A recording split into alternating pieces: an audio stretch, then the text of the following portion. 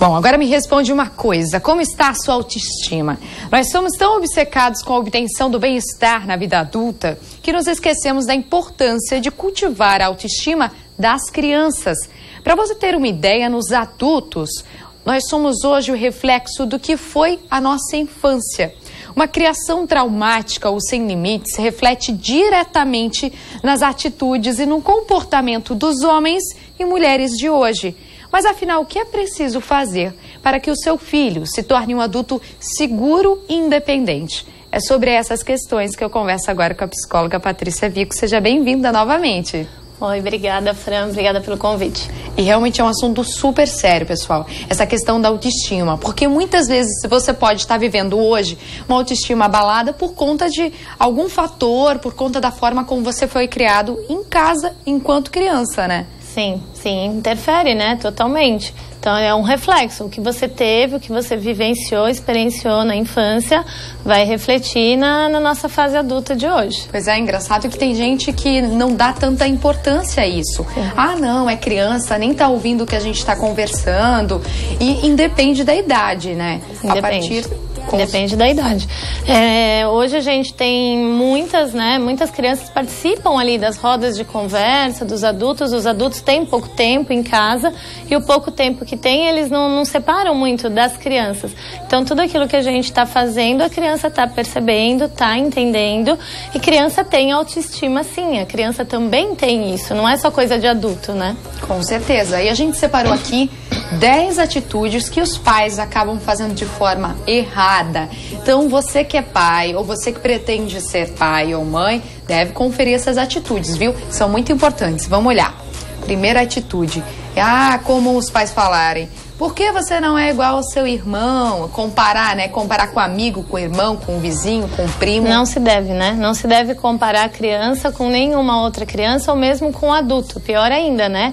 Cada um tem sua personalidade, cada um tem seu comportamento, seu jeito de pensar e sentir. Quando eu comparo a outra criança, se a gente está comparando, menosprezando, vai ficar como? Vai ficar péssima, né? Como vai ficar a autoestima dela? Não vai existir, né? Sim, então é bem certeza. ruim, bem ruim. Vamos à próxima frase. Você é terrível mesmo, não tem jeito. Nossa, isso a gente escuta muito dos pais. Muito. Infelizmente, a gente escuta muito. E o problema não é a criança ser terrível, né? O problema é quando a gente fala que a criança não tem jeito. Parece que a criança está sendo rotulada e ela vai ser assim a vida inteira. A gente está tirando dela a oportunidade dela desenvolver, dela crescer, dela melhorar, dela corrigir, né? Então, não, olha, você é terrível mesmo, não tem jeito. Acabou, né? Rotulou, a criança vai tentar o quê? O que ela vai melhorar? Pois é, entra nessa questão dos rótulos, né? Às vezes eu vejo crianças assim, por exemplo, de 5, 6 anos, que tu imagina, meu Deus, aquela criança nem sabe que é gente ainda, e a mãe já tá falando que, não, essa daí é preguiçosa mesmo, né? Essa questão dos rótulos também é algo super sério, né? É super sério. Às vezes a gente passa despercebida, né? Fala sem perceber, igual, ela é preguiçosa. Você, sem querer, você tá rotulando a tua filha, teu filho, e ele vai assumindo essa personalidade, ele vai assumindo. Para que eu vou me esforçar se minha mãe já fala que eu sou preguiçosa? Para que eu vou fazer tal atividade se minha mãe nem acredita que eu faço, ou que eu tenho condições de fazer? Porque a autoestima é isso, é a criança ela acreditar na capacidade dela de realizar as coisas, de realizar as vontades e aquilo que ela quer. E aí se a mãe fala que ela é preguiçosa, ela vai realizar como? Pois é, e nesse caso, o que fazer? Por exemplo, a criança, obviamente, pode ter apresentado características de o que se considera uma pessoa preguiçosa. E daí, o que fazer nesse caso? Então, quando você identifica que aquela criança ela tá enrolando, né, entre aspas, para fazer algo que você tá pedindo, ela não tá fazendo, tenta entender o que aconteceu, por que ela não tá querendo fazer. Será que ela entendeu o que você pediu para ela? Será que ela sabe aquilo que está sendo solicitado? Porque às vezes a criança não sabe o que a gente está pedindo, a gente não fala a mesma linguagem que ela, então isso depende muito da idade também. Então isso é muito importante, se ela entendeu, se ela teve a compreensão do que foi pedido. Ela entendeu, mas ela não quer fazer, aí sim a gente tem que conversar e saber o que está acontecendo para ela se recusar. Uma coisa é você não querer fazer isso uma vez. Agora, se for uma constância, né, não vou fazer sempre, tem alguma coisa de errado. A gente tem que investigar. Sempre. A comunicação sempre. Vamos para a próxima. Eu vou embora se você não parar com essa birra. E aí? Eu ouço muito isso. Essa palavra birra, ela é engraçada. engraçada pra mim, porque a gente nem sabe o que é e todo mundo fala, a criança tá fazendo birra. O que é birra? Birra é um capricho, uma vontade da criança que normalmente é uma coisa supérflua, não é essencial pra vida dela, né? E aí ela tem o desejo por aquilo, então ela vai se jogar no chão, ela grita, ela esperneia, e aí a mãe fala, eu vou embora se você não parar com isso. O que a mãe ou o pai, o responsável, tem que fazer? Ele tem que entender o momento que aquela criança está sendo contrariada, porque a birra é uma contrariedade do que ela quer, né? E aí eu vou falar o que para ela? Olha, não pode, não é assim. A gente vai explicar que o comportamento dela não está adequado e a gente vai tentar mostrar para ela que não é desta forma que ela consegue atingir o que ela quer, né? E falar para ela, vou embora, a gente vai ter dois problemas, a birra e depois o abandono, né? A criança vai se sentir de ser abandonada, realmente. Sim, vai se sentir abandonada. Aí a criança vai chorar duas vezes, né? Pela birra do que ela queria e não aconteceu, e os responsáveis que largaram ela ali. Sim. Com certeza. Vamos para a próxima? Que feio você é por ter feito isso. E comparar com essa questão de fazer algo errado, comparar com a estética, né? Isso é muito complicado. E assim, quando a gente vai corrigir uma criança, a gente não vai corrigir a criança, a gente corrige o comportamento. Então, feio é a atitude, feio é a ação que ela teve, não a criança. Eu não vou chegar para ela e falar, olha, você é feia porque você derrubou o sorvete no tapete da sala. Foi ruim você ter derrubado o sorvete no tapete, mas você não é feio por isso, né? Então você não pode chegar para a criança e falar, você é feio por ter feito tal coisa. Tem que criticar a ação, o comportamento. Eu tenho que corrigir o comportamento e não dizer para a criança que ela é feia ou que ela tá totalmente errada, né? Eu não vou... Ouve-se muito isso, principalmente quando a criança tá chorando, né? Ai, olha como você tá feia, olha que cara feia, chorando. Sim. E aí, sabe, o porquê que a criança tá chorando? O que é? Qual o comportamento dela? O chorar é feio, né? Chorar, a birra é um comportamento e é um comportamento ruim, errado, feio.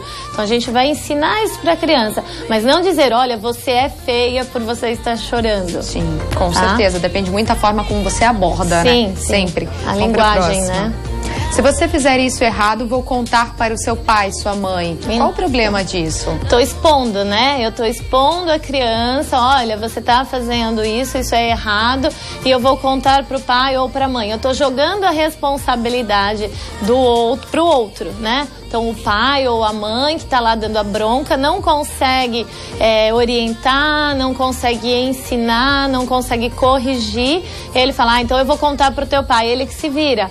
Ou ao contrário, eu vou contar pra tua mãe. Parece que sempre tem a força maior de um dos lados, né? E daí contando pra outra pessoa, daí a criança vai pensar em ser corrigida ou não. Isso, e aí o outro, ele passa a ser o autoritário da história. Quando na verdade a gente tá buscando o quê? Uma autoridade saudável. É diferente. O autoritário é aquele que vai mandar e não vai ouvir ninguém, e tudo que ele quer tem que ser atendido. Até o não, né? Até o falar não é o único dele, o dele vale. Então se minha mãe falar não, dá pra enganar, mas se meu pai falar não, o não dele eu tenho que seguir. E não é isso. Hoje a gente espera uma autoridade saudável, é dividida a responsabilidade, né, na família, entre todos os membros ali da família. Muito importante, viu só, gente? Vamos pra próxima. Você é muito mentiroso, daí entra novamente essa questão do rótulo, né? Sim, a gente está rotulando como preguiçoso, mentiroso, engraçado, né, que ninguém leva a sério. Então, a mentira é um comportamento ruim que a gente não espera. Então, a gente ensina que aquele comportamento está errado e não vai rotular ele por aquilo que ele está fazendo. É uma situação só, não necessariamente ele é daquele jeito em todos os momentos. Sim, totalmente. Vamos para a próxima? Você só sabe mentir mesmo. Aí tem essa questão de delimitar também um pouco as mentiras, né? Sim, aqui a gente está falando que você só sabe mentir. É como se a gente não estivesse dando condição para ele dele ter outras capacidades, outras habilidades. Então, na autoestima, a gente está favorecendo, elogiando as habilidades das crianças. Então, quando eu chamo ele só de mentiroso ou só de preguiçoso, eu estou reforçando só as coisas ruins da criança. E, na verdade, o que a gente tem que fazer é o contrário, né?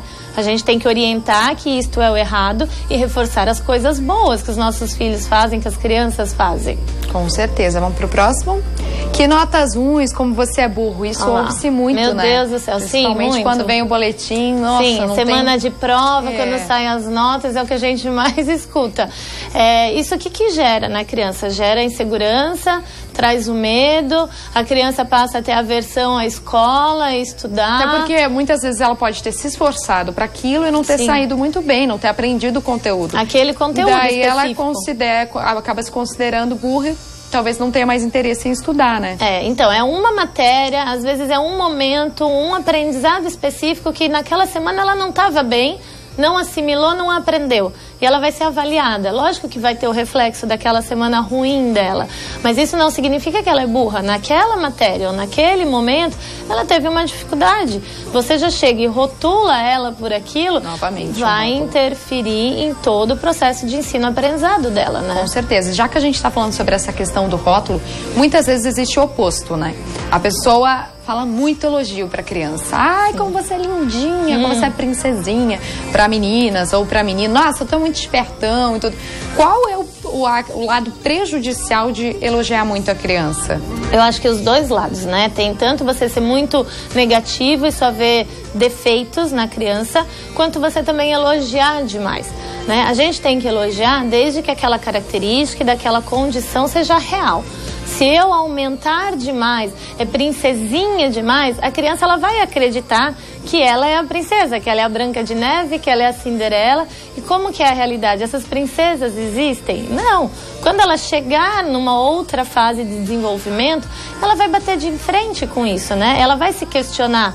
Eu deixei de ser a princesinha em que momento? Né? Então a gente tem que tomar muito cuidado com os elogios e com as críticas em excesso. Tudo de forma dosada, realmente. Sim, nosso tempo está curto, mas vamos acompanhar só ler. Você será sempre o bebê da mamãe e do papai. E o último, desde que eu faça, você está fazendo tudo errado. A gente está proibindo ou está minando a capacidade da criança de se desenvolver. Tanto a mãe que deixa que eu faço que você não consegue, né? Você está desacreditando a capacidade e habilidade do teu filho, que é péssimo, né? E a outra é a mamãe faz, eu vou e faço por ele. Eu estou deixando de dar oportunidade que ele aprenda, porque a gente aprende através das experiências. Então, se a mãe ou o pai toda hora faz pelo filho, esse filho não vai aprender, com né? certeza. Não vai ter autoestima. E tá aí o conselho para todo mundo que assistiu, viu? De a gente aprender muita coisa, a importância realmente de dosar a questão das críticas e mesmo os elogios. Muito obrigada por ter vindo, tá, Patrícia? Eu que agradeço. Nos ajudou muito, tenho certeza. Obrigada. Mamães e papais já sabem muito bem agora, hein? Vamos cuidar. Obrigada. Bom, e agora a gente vai para um rápido intervalo, mas não saia daí, porque a gente tem muita coisa boa ainda no programa. No próximo bloco, nós te ensinamos alguns cuidados com os olhos para evitar a conjuntivite, muito comum nesse clima frio. Eu já volto.